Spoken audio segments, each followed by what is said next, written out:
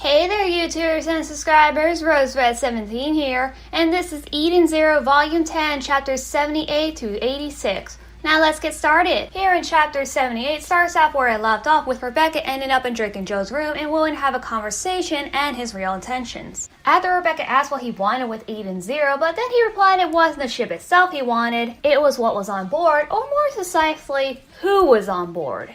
And in the end, it turns out that Drake and Joe's real target was Rebecca all along, as he called her number 29. Me, after reading this chapter, my brain just malfunctioned, as this was unexpected. The whole time Drake and Joe was going after Eden Zero when he was really going after Rebecca. But of course I know now the reason why he's after her, but before that there was never any hints of her being the target. Now on to chapter 79, as you know I kinda skipped the part with Lobelia chained up because that's not important. But what is important is everything going on in this chapter. Rebecca being in prison with a chain up Lobelia, and Drake and Joe's giving her orders as if she was already part of his crew, have her tolerate Lobelia but not kill her. Sheikah is fighting against Jin, and Hammer has to deal with the wind years that was nicknamed Sight, while her real name is Clean, and I'm gonna call her that. There are so many things going on in this one chapter, and what I like about it is not all forced in. As in the last page shows panels of each individual event that is happening, even with Waze being wounded from a bullet shot. Now in chapter 80 is where everything starts to take its turn. First off is Hamura dealing with Clean after retreating from her embarrassing display. She ends up in the dressing room, changing to one of the outfits, but then pushed into the stage by the owner as he mistook her for one of his dancers. McLean ends up catching up to her, and by the look of this panel, she wiped out the area or stored them in her wind barrier.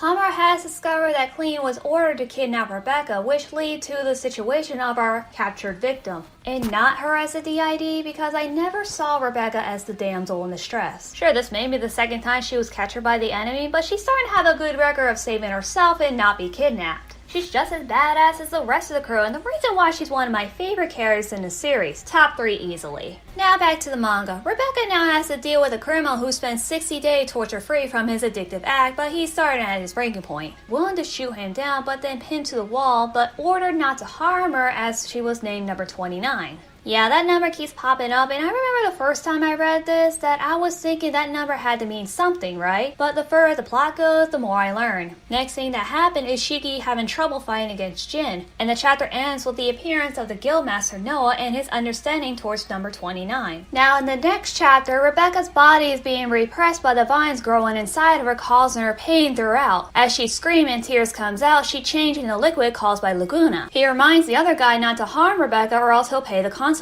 What happens next is a continuation with Hamura and Clean, but then Hamura is absorbed into the wind barrier. Next is Sybil looking after Waves, but then the flame sniper ends up finding them and calls Sybil a traitor. Now on to Sheikah and Jin's battle, both revealing their overdrive mode, but then got interrupted by Drake and Joe, who shows them the true power of overdrive. Those of you who may or may not know is that overdrive is the ultimate power that gravity users claim to have. It's like Super Saiyan but with ether gear powers. Drake and Joe shows a demonstration of his overdrive, and that ends the chapter. Now in the next one has a bit of a dark side to it, but then the chapter after that becomes even darker, but I'm gonna get to that later. Right now Drake and Joe decide not to fight them as he knows it's pointless. And then he stated that Sheikah is the key to unlocking the Cat Sleeper, which is a foreshadowing to the upcoming event after the dark moment that we will witness in the next 2 chapters. Everyone is captured by Drake and his crew and threatens Sheikah and the others, so that Rebecca is forced to join his crew. And this is the beginning of the gruesome violence.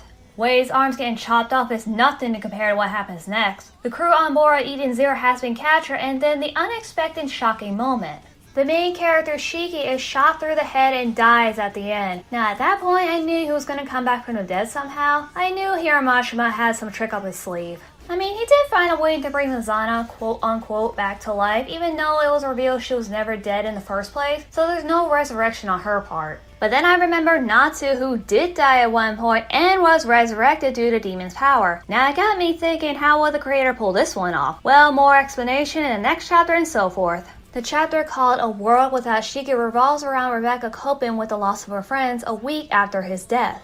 It is also discovered the power of the Cat Sleeper that she possesses, and Draken is willing to steal that power once it's awakened and calls it a forbidden power. And what does this forbidden power actually do, and why Draken wants it so badly? You see, Cat Lemur is a power that changes the laws of the cosmos. In other words, whoever claims the Cat Lemur has the ability to travel back in time. Yeah, you heard me right. Rebecca has the ability to travel back in time. Pretty amazing in my book. I know time travel has been done before in other animes and cartoons, but it's usually with a machine or a magic jewel. But this is a person who has the power to travel back in time within their bodies. Now, there are individuals who has this type of power, but they're usually gods or alien species or entities from another world. But Rebecca is neither of them. She's a human being who has the same type of power, and that's what makes her unique. I've had my interest in her since the first chapter, and was at the time looking forward to seeing her development. Well, all that waiting pays off in chapter 85, when us, the audience, noticed that she had traveled back in time to the point where Sheikah and the others planned to board the enemy ship. Therefore, Rebecca stopped them and told them about her quote-unquote dream. There, during the conversation, her believes that Rebecca has went through a time loop, as this has had happened to her before on the Sun Jewel planet, which and sister have noticed a change in Rebecca's ether gear as if she has the same ability as the Corona phase. But the difference between the two is that one eats away the time and the other can travel through time. I wish I had the power to travel through time. It would have been a fun experience. But having that type of power does come with responsibility. You know that saying, mess with the time can alter the future.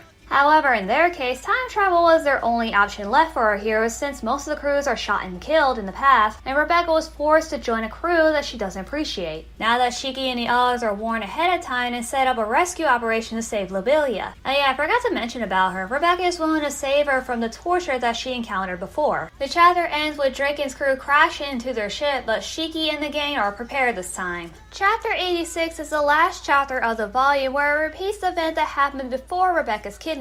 Therefore, a witch takes down the crew, but then Rebecca explains to them about their hidden powers. As the girl is a space slime that'll trick sister, the big guy will turn invisible, and the skull face will self-destruct. Pretty much everything that happened before will happen again, but with the crew having more warning of the upcoming trouble event, including the introduction to the Element 4. Therefore, Sheikah has a plan that'll infiltrate Draken's ship by crashing the Eden Zero through the barrier. And then that is where the battle begins again, with Draken informing everybody to kill them except for number 30. Yeah, he didn't call Rebecca number 29, he called her number 30, which gives a hint that the number is related to her powers, as if this was the 30th time Rebecca has done this without realizing it. And of course, there's more to explain in the next volume. Thank you for watching. Please leave a comment about your thoughts on this volume, and don't forget to hit that notification button for more updates. Rose Red 17 out.